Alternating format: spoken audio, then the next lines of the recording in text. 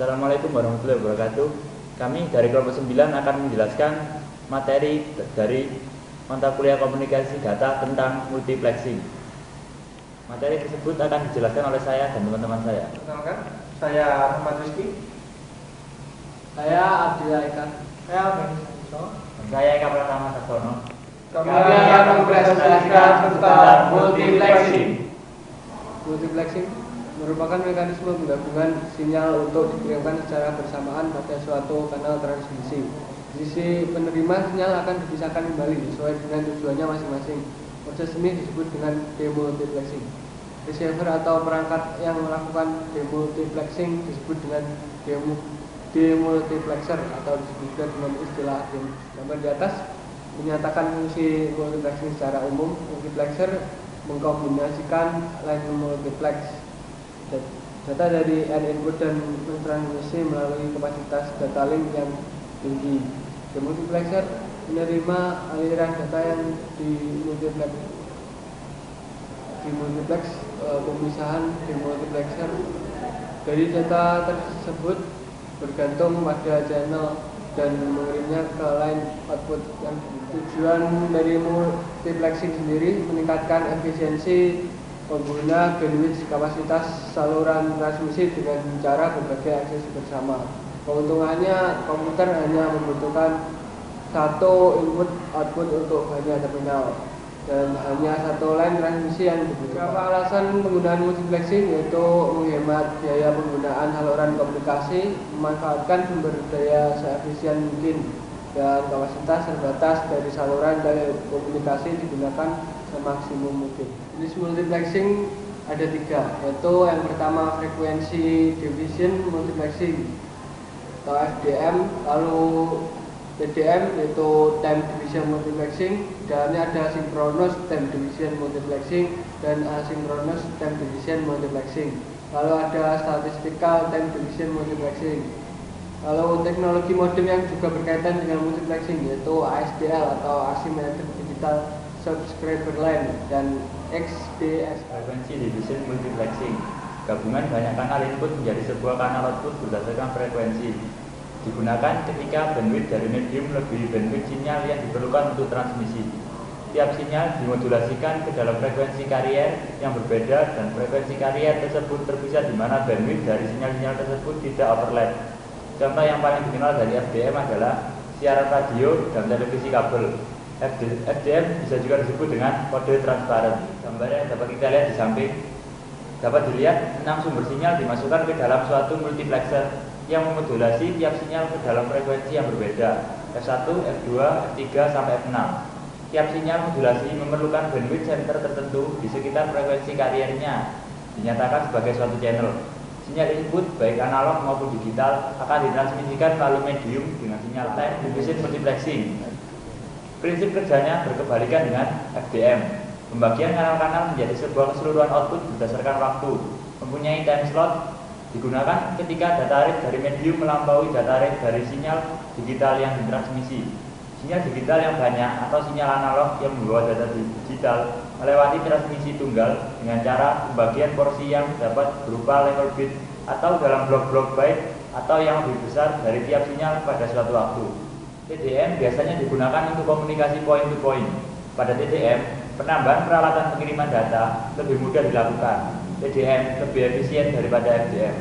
Prinsip TDM adalah menerapkan sistem penggiliran waktu pemakaian saluran transmisi dengan mengalokasikan satu slot waktu atau time slot bagi setiap pemakai saluran atau user. Sinkronus TDM disebut sinkronus karena time slotnya dialokasikan ke sumber-sumber tertentu, di mana time slot untuk tiap sumber ditransmisikan dan dapat mengendalikan sumber-sumber dengan kecepatan yang berbeda-beda. Digunakan untuk transmisi sinyal digital atau byte atau bit data dari terminal secara bergantian diselipkan di antara bit data dan dari terminal lain. Hubungan antar sisi pengirim dan sisi penerima dalam komunikasi data yang menerapkan teknik sinkronus TDM dijelaskan secara skematik pada gambar di bawah ini.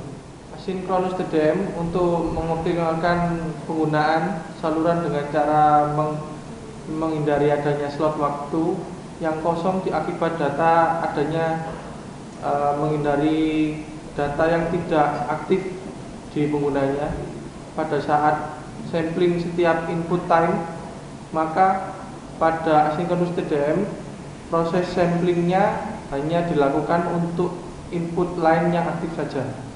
Konsekuensinya dari hari ini tersebut adalah perlunya menimbulkan informasi kepemilikan data setiap slot waktu berupa identitas pengguna atau identitas input line yang bersangkutan. Statistical time division multiplexing.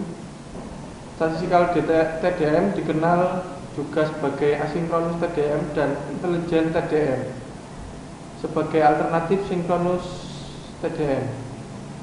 Efisiensi penggunaan secara lebih baik dibandingkan FDM dan TDM, memberikan kanal hanya pada terminal yang membutuhkan dan memanfaatkan sifat lalu lintas yang mengikuti karakteristik statistik STDM, dapat mengidentifikasikan terminal mana yang menganggur dan mana yang membutuhkan transmisi, dan mengalokasi waktu pada jalur yang dibutuhkannya. Digital subtrace line.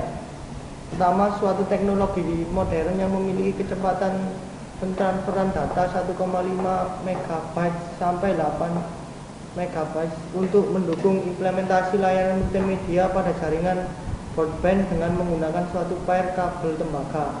Kedua, disebut asimetrik karena rate atau kecepatan transmisi dari arah downstream atau serial ke pelanggan lebih besar 1,5 sampai 8 MB dari arah upstream atau pelanggan ke sentral 16 sampai 140 KB, atau dapat dikatakan bahwa kecepatan transmisi dari arah downstream berbeda dengan dari arah upstream. Ketiga, teknik multiplexing yang digunakan pada teknologi ADSL adalah melalui FDM atau Frequency Division Multiplexing atau Echo Constellation.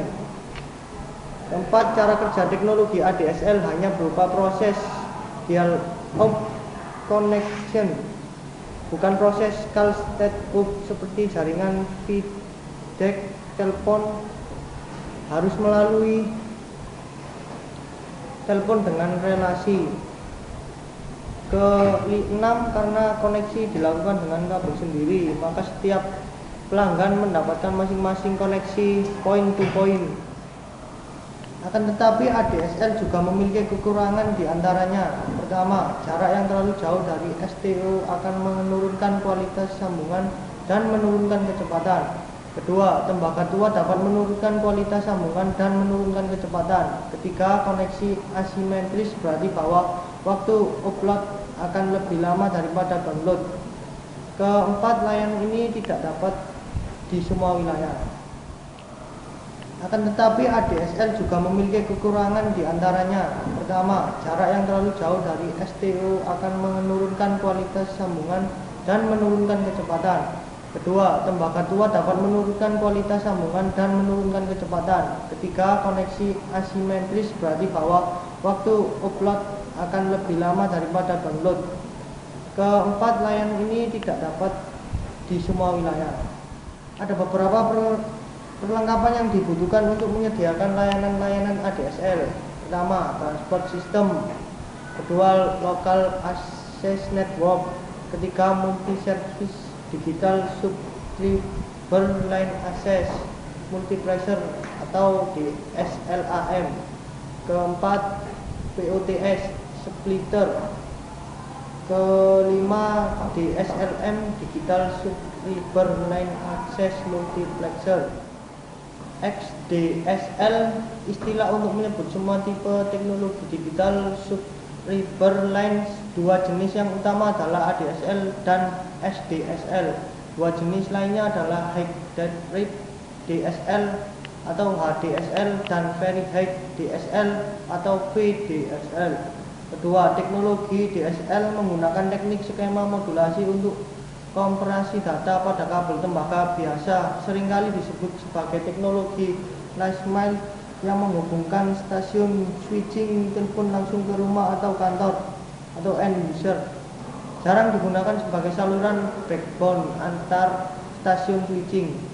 3. XDSL sama dengan ISDN karena bekerja pada kabel telepon tembaga biasanya atau extending ports dan juga bekerja pada jarak terdekat sekitar 2000 feet. Namun XDSL menawarkan kapasitas yang lebih tinggi sampai 32 MB pada downstream traffic dan dari 32 kbps sampai lebih 1 Mbps untuk upstream traffic. Terima kasih telah menyimak presentasi dari kelompok kami. Semoga bermanfaat bagi Anda yang menyaksikan. Wassalamualaikum warahmatullahi wabarakatuh.